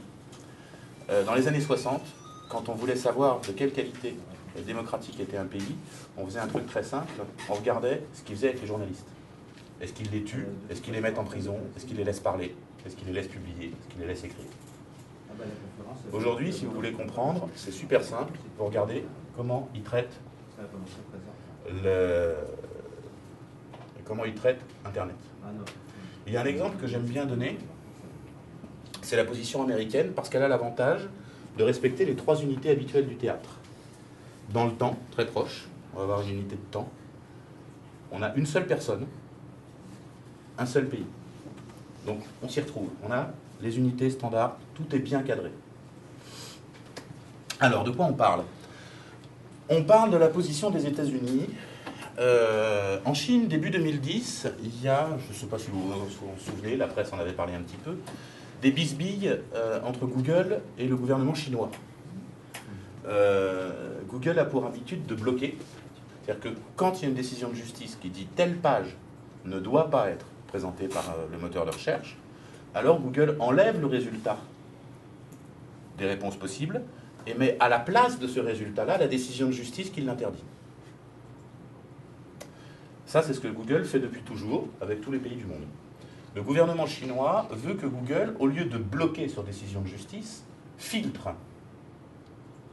Par exemple, n'importe quelle page contenant le mot Place Tiananmen, filtrer. Pas bloquer les 3 ou 4 que la justice a dit qu'il fallait bloquer, mais filtrer préventivement toutes celles qui apparaîtraient et qui contiendraient tel mot. Réponse de Google, non.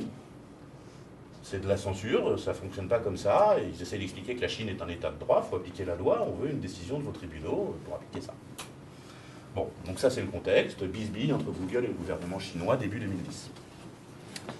Hillary Clinton, secrétaire d'État américaine, alors secrétaire d'État aux États-Unis, c'est le ministre des Affaires étrangères, explique la position de la Chine est intolérable, un opérateur privé comme Google n'a pas à filtrer autrement que par une décision de justice, vous avez déjà une justice aux ordres, vous êtes prié au moins de la respecter, etc. etc.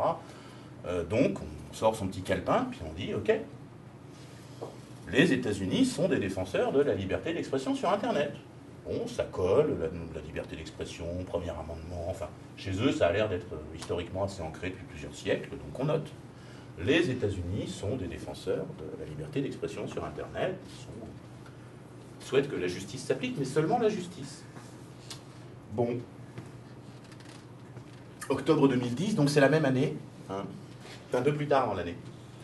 C'est toujours aux États-Unis, et on va toujours parler d'Hillary Clinton. Comme ça, on n'est pas dépaysé, hein, tout est bien pareil. Je ne sais pas si vous vous souvenez, octobre 2010, Wikileaks. Wikileaks, ce brave site web qui se met à publier des câbles diplomatiques classés secrets par les États-Unis. C'est-à-dire qu'en fait, l'administration d'Hillary Clinton n'a pas été capable de garder secret ses secrets et que donc du coup ils finissent dans la presse. Et c'est jugé embarrassant. Du coup, à peu près tout ce que les États-Unis comptent d'autorité fait pression sur Visa et sur Mastercard pour couper les financements de Wikileaks, parce que tous les particuliers qui donnaient des fonds pour financer le truc, ben, c'est en général par carte bleue sur Internet. Ils font pression sur l'hébergeur, Amazon, qui hébergeait les serveurs de Wikileaks, pour que ces serveurs soient coupés. Il n'y a pas de décision de justice. Il n'y a même pas une plainte de déposer. Il y a des ministres et des sénateurs qui téléphonent à une entreprise privée pour lui demander de couper. C'est bien exactement ce que demandait le gouvernement chinois, hein, exactement ce qu'il demandait. Et la même Hillary Clinton d'expliquer qu'on ne peut pas faire n'importe quoi sur Internet, c'est pas possible, c'est des terroristes, il faut les faire taire par tous les moyens, c'est des traîtres, tout ça, tout ça. Je dis tiens, les États-Unis ont changé d'avis. Je vois, à la même époque, le gouvernement chinois applaudit chaudement. On se dit, bon, les États-Unis ont changé d'avis. Ils sont d'avis que sur Internet, le gouvernement peut faire interdire les pénibles sans passer par la justice. C'est quand même la doctrine exactement opposée. Je dis, bon, ils ont changé d'avis. Donc on raye, puis on note, les États-Unis sont contre la liberté d'expression sur Internet. Égypte, début 2011, février 2011. Vous vous souvenez, Égypte, il y a un an. À un moment, Hosni Moubarak, alors encore président pour quelques jours en Égypte, décide d'éteindre Internet dans son pays, de manière à faire taire toute l'opposition d'un coup et en espérant que ça empêchera les manifestations dans les rues. Moi, je trouve que de couper le principal loisir, c'est le meilleur moyen de s'assurer que les gamins soient dans la rue à lancer des cailloux, mais bon. Lui, il décide de tout couper en espérant que ça empêche, que ça calme un petit peu les émeutes.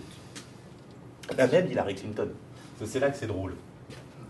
C'est la même Hillary Clinton, pour les mêmes États-Unis d'Amérique, qui nous déclare qu'il est intolérable de couper la parole aux gens et de les empêcher de s'exprimer en éteignant Internet. C'est-à-dire exactement ce qu'elle avait fait 4 mois plus tôt. Donc moi, je ne sais toujours pas si c'est la girouette ou si c'est le vent qui tourne, mais en général, plutôt le vent. Le phénomène Wikileaks est inévitable.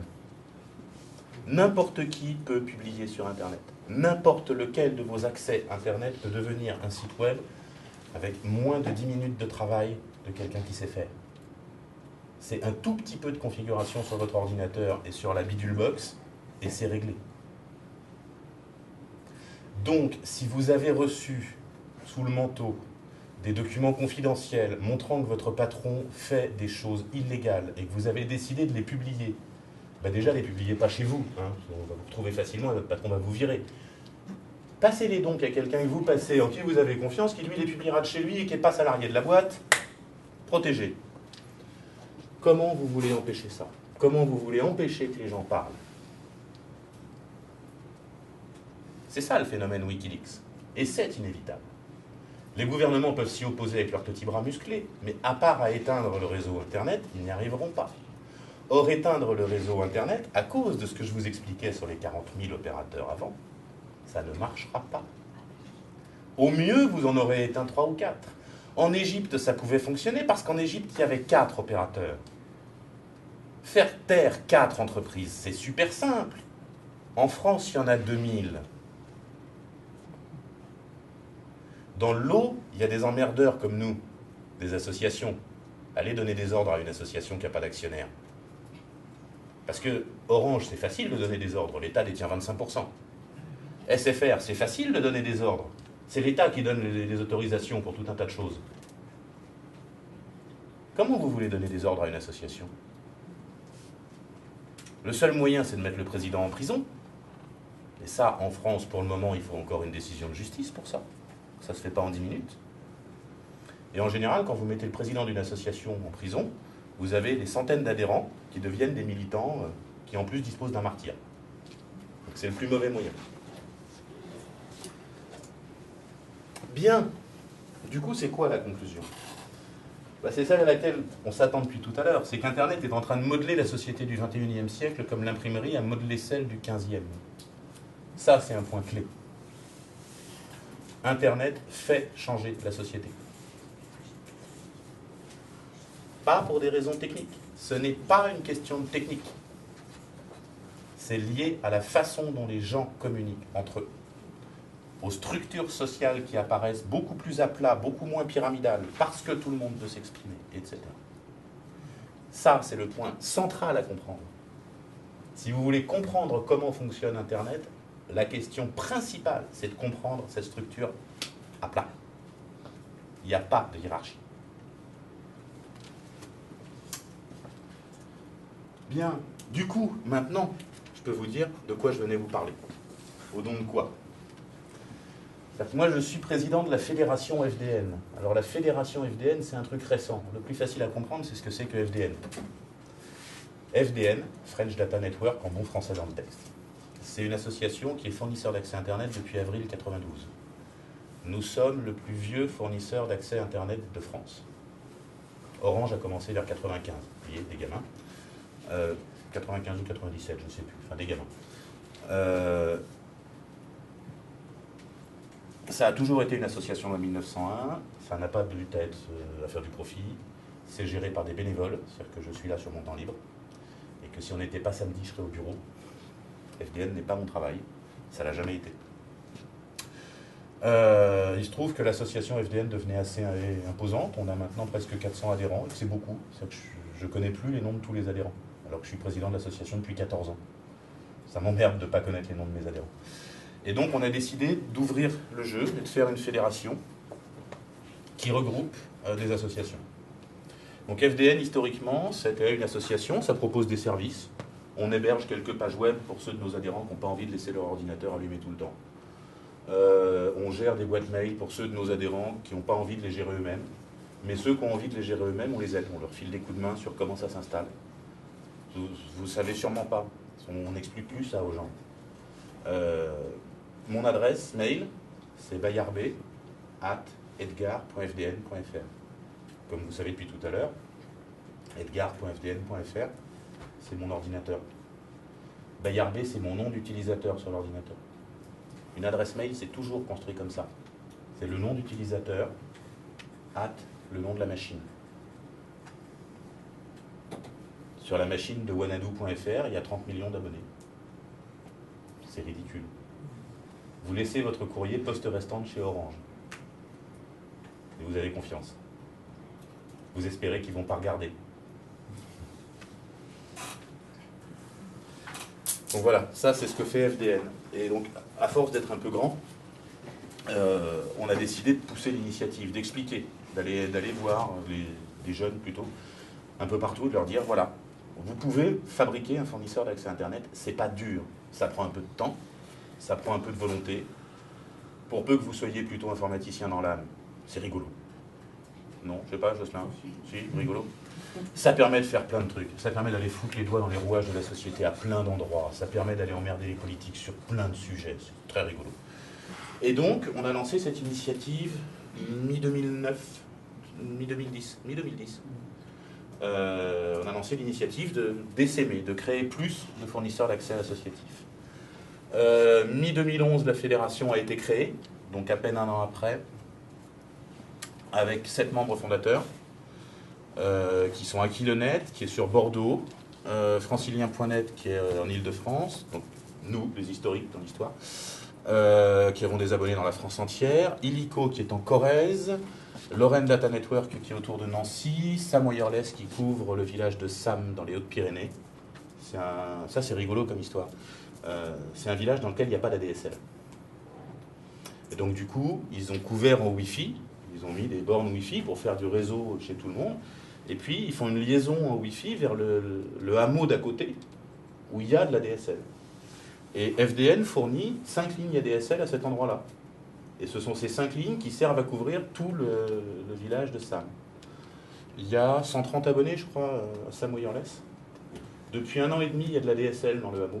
Et il y a toujours 130 abonnés à Sam Wireless. Je pense qu'ils doivent avoir maxi 10 abonnés ADSL. Parce que les gens préfèrent rester sur l'association dont ils savent comment ça marche depuis des années, alors que maintenant il y a de la DSL. Thetaneutral.net, qui est sur Toulouse, qui fait aussi pas mal de dessertes en Wi-Fi, qui fait des choses sur de la fibre optique. Et puis les 3 qui nous ont rejoints depuis la création de la Fédé, mais il y en a encore 4 ou 5 qui sont en train de nous rejoindre, qui sont Nice Data Network, comme son nom l'indique, sur Nice, Ilot, comme son nom ne l'indique pas, dans l'Hérault, et Rhizome, comme son nom ne l'indique pas, à Compiègne. Voilà, ceux-là, ils sont chez vous. Il y en a la moitié là, la moitié là. Ils sont planqués au fond, en fait. Ceux qui sont derrière et qui disent rien, c'est eux. Et il y a en tout une vingtaine de projets, donc la dizaine que j'ai listée là, et puis une dizaine d'autres qui sont plus ou moins avancés. Les moins avancés en étant à l'étape... on était bourrés, on buvait des bières, on en a parlé. Et c'est la première étape dans un projet associatif. Les plus avancés en étant à... on est en train d'être déclaré auprès du régulateur des télécoms, on est en train de signer des contrats et on s'apprête à avoir les premiers abonnés. Tous ceux-là ont déjà des abonnés. En général, pas beaucoup. Sur Illico, ils doivent avoir 3 abonnés. Lorraine Data Network, ils doivent en avoir 5. Rhizome, qui est un des plus gros en fait, de la fédération, doit avoir une trentaine d'abonnés. Pas loin de 20, quelque chose. Il y a 20 personnes qui accèdent à Internet. Donc voilà, la fédération FDN, c'est ça. L'idée, c'est... opérateur au sens d'un des 40 000, comme on a vu tout à l'heure, c'est à la portée d'une association de bénévoles. On peut fabriquer notre petit bout d'Internet à nous. Et donc on le fait. Voilà. Je ne sais plus s'il y a une diapo après. Voilà, l'idée c'est de faire réseau. Faire réseau entre les gens. On fabrique du réseau entre les machines, parce que c'est rigolo techniquement, mais le vrai intérêt, c'est de faire réseau entre les gens. Voilà, si vous avez des questions. Moi j'ai fini. Alors, s'il y a des questions, on va les prendre, on va faire passer un micro, parce que la conférence est enregistrée. Donc c'est un micro à fil, donc on va faire attention, mais on va y arriver quand même. Donc s'il y a des questions, vous levez la main, puis je vous fais passer le micro. Donc soit des questions ou des précisions sur ce qui a été dit pendant la conférence. Je pense que tout le monde dort. Ah ouais, monsieur. Il faudrait ouvrir la porte, je pense, c'est ce qu'il fait. Ça va pas suffire. Ah bah oui, moi, je me doute. Alors, est-ce qu'on a des questions ? Des questions, des doutes, des choses qui vous paraissent pas claires, des... Ouais, alors. Là, de l'avant avec le micro, je vais t'aider avec le micro. D'accord.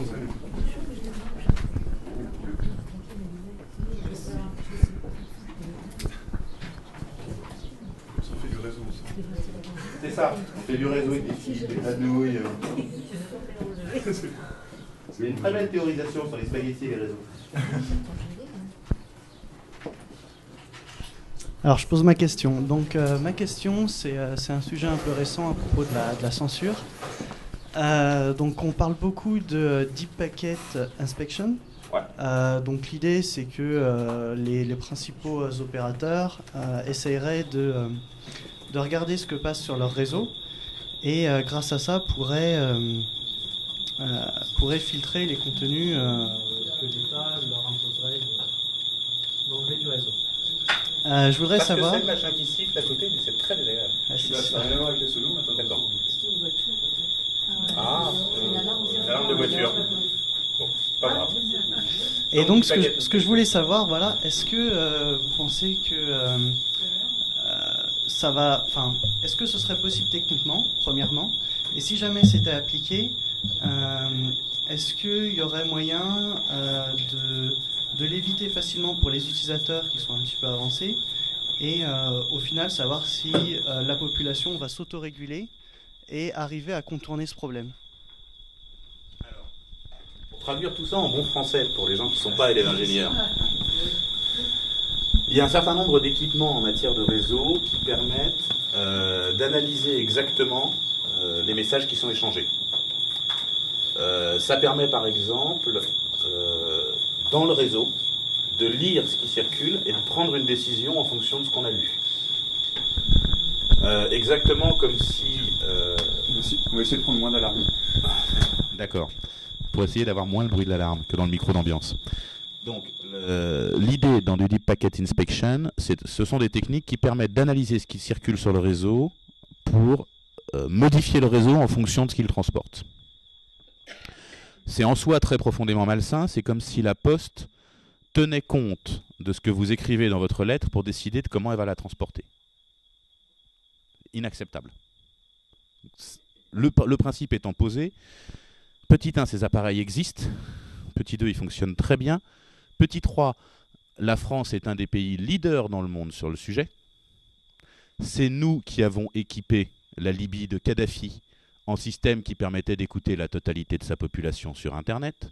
C'est des produits à nous, fabriqués par nos entreprises nationales à nous. Donc on a fabriqué les armes pour shooter Kadhafi, mais on a aussi fabriqué les armes qu'il utilisait contre son peuple. Il ne faut pas perdre de vue. On mange tous les râteliers dans cette histoire-là. Donc ces équipements existent, ils sont déjà utilisés. Est-ce qu'on peut s'en prémunir? Une fois que l'opérateur a décidé qu'il allait utiliser ça, et en fait, quel que soit ce qu'il veut en faire, est-ce qu'on peut s'en prémunir? Dans les grandes lignes, non. On peut un petit peu. Quand on est spécialiste, quand on est informaticien, qu'on a les bonnes compétences, on peut un petit peu s'en prémunir. C'est-à-dire qu'on peut... en chiffrant ces communications, ça devient plus compliqué. Mais les communications chiffrées laissent quand même des traces. C'est bien quand ça s'arrête. Hein. En fait, j'aimerais mieux qu'il se fasse piquer sa bagnole avec pas d'alarme. Comment expliquer?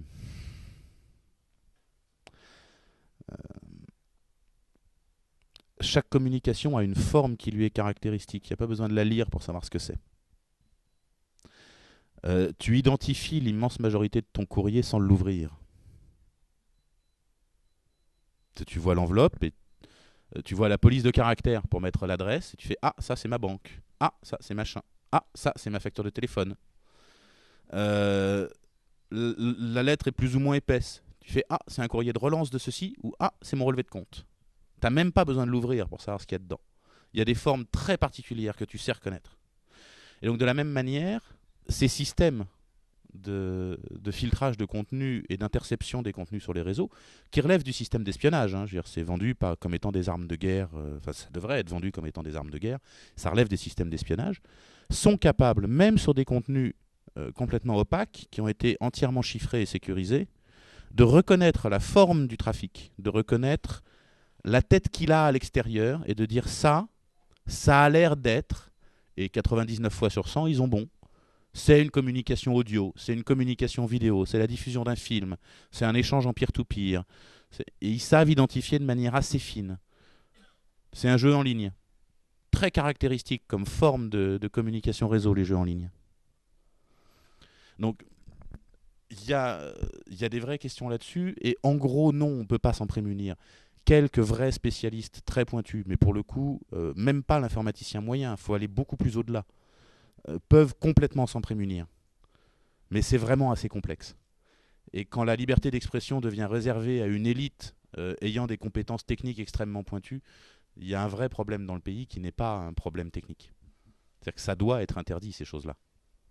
C'est une atteinte très grave, en fait, aux libertés fondamentales.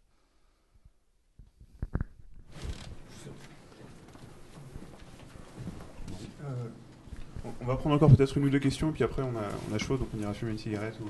Ouais, ça je suis d'accord. Voilà. Mais on peut encore prendre quelques questions, ceci dit. On avait une là. Le monsieur en t-shirt orange. Moi, c'est très simple. Étant donné le cadre juridique français, est-ce que l'ARCEP aurait le droit de dire, par décision de l'ARCEP, le DPI est interdit sur les lignes en France ou pas? Non. Alors, pour traduire encore une fois pour les non-spécialistes, ARCEP, Autorité de régulation des communications électroniques et des postes, qui est le gendarme des télécoms, a la capacité d'arbitrer un conflit entre opérateurs télécoms. C'est-à-dire quand Orange et Free sont en désaccord sur les tarifs d'interconnexion pour le téléphone mobile, l'ARCEP peut intervenir. L'ARCEP ne peut pas interdire une pratique. L'ARCEP ne peut pas interdire le DPI. L'ARCEP n'a pas la capacité d'interdire. C'est le législateur qui interdit. Toujours. L'ARCEP a la capacité de faire respecter la législation. Ce que l'ARCEP pourrait faire de mieux, c'est de dire il existe une législation, la liberté d'expression, la liberté de communication, le secret des correspondances privées.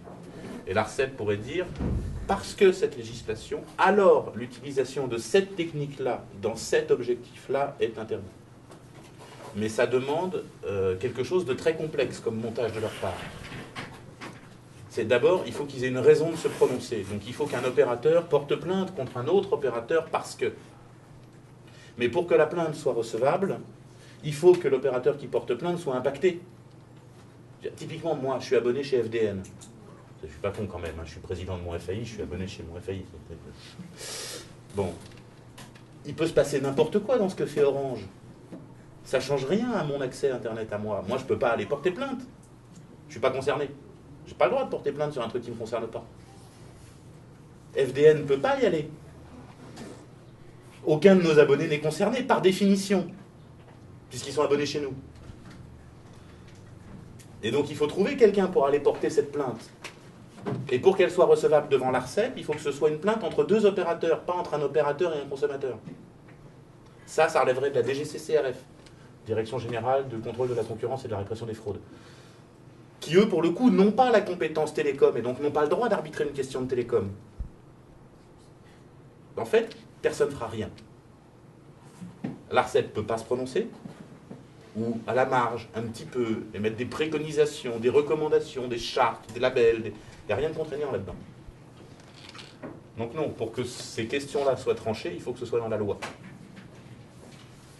C'est le moyen le plus simple. C'est-à-dire que soit l'ARCEP mettra 10 ans à construire l'arsenal pour, en trouvant enfin quelqu'un qui veuille bien leur déposer une plainte, qui ait l'air de parler de quelque chose pour qu'ils puissent décider de prendre une décision dessus, mais piquez-lui sa bagnole.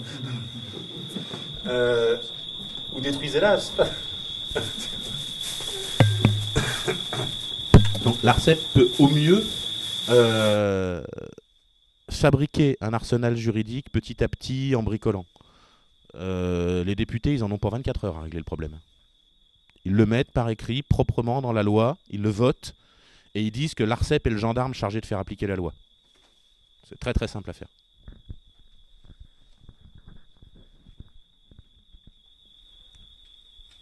En fait, soit vous avez tous vraiment trop chaud, soit vous avez merveilleusement compris tout ce que j'ai raconté, et quand même, je suis pas sûr d'avoir été si limpide que ça.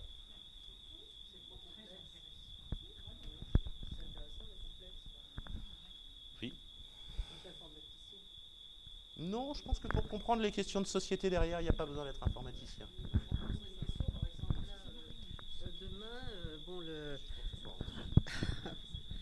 Demain, le gouvernement dit qu'ils interdisent la publication des résultats avant 20 heures. Bon, en France, ça le peut, mais dans les pays émergents, ils sont libres. la Belgique, la Suisse. Alors, bon, comment ça fait? Quel est le résultat? Ben là où c'est très drôle, ça c'est un excellent exemple. Les pays limitrophes ont tout à fait le droit de le publier. La loi pénale ne s'applique pas à eux. C'est une loi qui est conçue pour les sites de presse.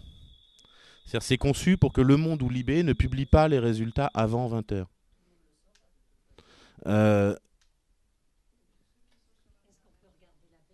Ah oui, bien sûr. Vous regardez la RTBF. Oui, regardez lesoir.be, vous aurez le résultat. C'est pas un problème. Donc c'est une des questions posées par Internet, mais qui est en fait pas une question nouvelle. Souvenez-vous. Alors je suis désolé pour les gamins, vous n'avez pas connu. Moi déjà, je l'ai appris à moitié en le lisant dans les livres. Vous vous souvenez pourquoi ça s'appelle des radios périphériques? RTL, RMC. Pourquoi ça s'appelle des radios périphériques? Parce qu'elles émettaient depuis les pays limitrophes, parce qu'en France, il n'y avait que l'ORTF qui avait le droit d'émettre, et que donc ils émettaient depuis le Luxembourg, depuis la Belgique, depuis Monte-Carlo. Après, il y a eu l'épisode des radios libres, oui, enfin les gens qui émettaient depuis la Manche vers Paris.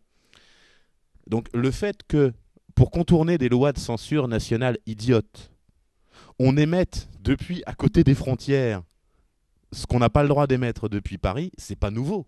C'était déjà comme ça avec la radio. Vous voyez ce que je veux dire? C'est vraiment pas nouveau ce qu'apporte Internet là-dedans. La seule chose, en fait, comment on a réglé ce problème sur la radio? De nos jours, il y a des radios. N'importe qui a le droit de créer une radio à peu près où il veut. C'est pas trop compliqué. Et ça pose pas de problème. Genre, la démocratie s'est pas arrêtée. Il n'y a pas eu de révolution. On n'a pas décapité de roi récemment. Enfin, tout va bien, quoi. Il n'y a même pas eu d'émeutes dans les rues. C'est dire si ça s'est passé gentiment, cette affaire d'ouverture des radios libres. C'était quand? C'est 83? L'autorisation des radios libres, c'est dans les promesses Mitterrand, donc c'est 82-83 par là. Ça s'est passé assez gentiment. Moi, j'ai pas souvenir. J'avais 10 ans en 83, j'ai pas souvenir d'émeutes. Ça s'est plutôt bien passé, finalement. Donc, la question se posera de la même manière sur Internet. À l'heure actuelle, il y a cette censure idiote, mais qui n'a plus de sens. Il y a une explication que j'adore qui était... elle n'est pas de moi, je ne l'ai pas inventée, je l'ai lue, c'était dans l'éditorial du Monde d'avant-hier soir. Le Conseil constitutionnel avait proposé une très bonne solution.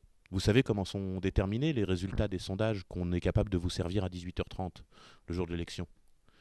En fait, les instituts de sondage vont regarder comment se passe le dépouillement dans un certain nombre de bureaux de vote bien choisis, qui ferment à 18h et qui sont représentatifs des grandes villes, des banlieues, des campagnes, des machins, pour avoir les bons quotas. Et puis ils regardent ce qui s'est voté dans ces bureaux-là, ils traduisent les moyennes en national et ils vous donnent le résultat au national de manière assez fiable. C'est comme ça qu'ils font. C'est simplement comme ça qu'ils font. Fermez tous les bureaux de vote de France à 20h et le problème ne se posera plus. C'est super simple à traiter. Et donc moi, je vais vous faire une prédiction.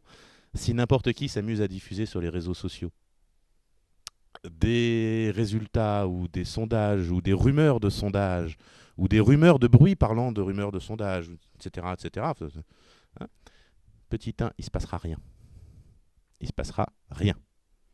Si un présentateur télé ou un animateur radio reprend à l'antenne les chiffres en question, la radio sera condamnée. Mais si vous diffusez, vous allez lire les chiffres sur lesoir.be, qui est un des journaux belges, Le Soir, ou La Libre Belgique, comme vous préférez, et que vous les diffusez sur Facebook ou sur Twitter, il ne se passera rien. Rien du tout. Vous êtes prêts à prendre les paris que pour quelques pénibles qui s'amusent à diffuser juste pour faire chier le gouvernement des résultats de sondage, ils vont annuler l'élection présidentielle? Il ne va rien se passer. Vous croyez vraiment qu'un juge va perdre du temps à vous coller une amende pour ça? Non. C'est ce que raconte le CSA, parce que ça occupe le CSA, c'est tout. Il faut bien qu'ils s'occupent, ces gens-là. Ils n'ont plus aucune raison d'être.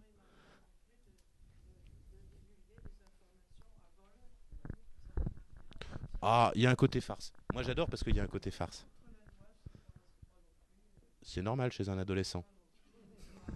Et l'adolescence, c'est très sain comme truc. Alors pareil, ça s'appelle la diffusion.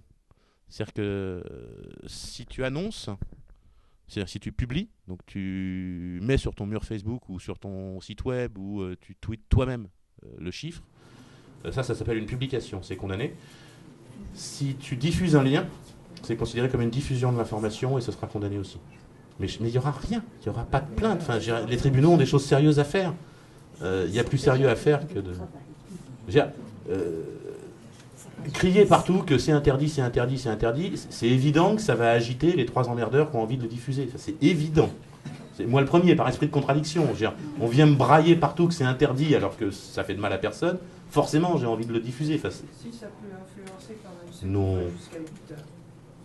Franchement, si à 19h30 vous allez voter et que vous ne savez pas encore ce que vous voulez voter, peut-être ne faudrait pas voter. On me dit ça peut influencer, c'est pas vrai. La majorité des gens ont décidé avant. Et surtout pas en fonction des sondages. Enfin, ça j'y crois très moyennement. Je crois que les sondages, c'est la même influence que la publicité. Je veux dire que les gens qui sont influencés par la publicité sont influencés par les sondages. Non, c'est plus susceptible de l'être. C'est plus pervers que ça. C'est plus pervers que ça parce que le message publicitaire est construit.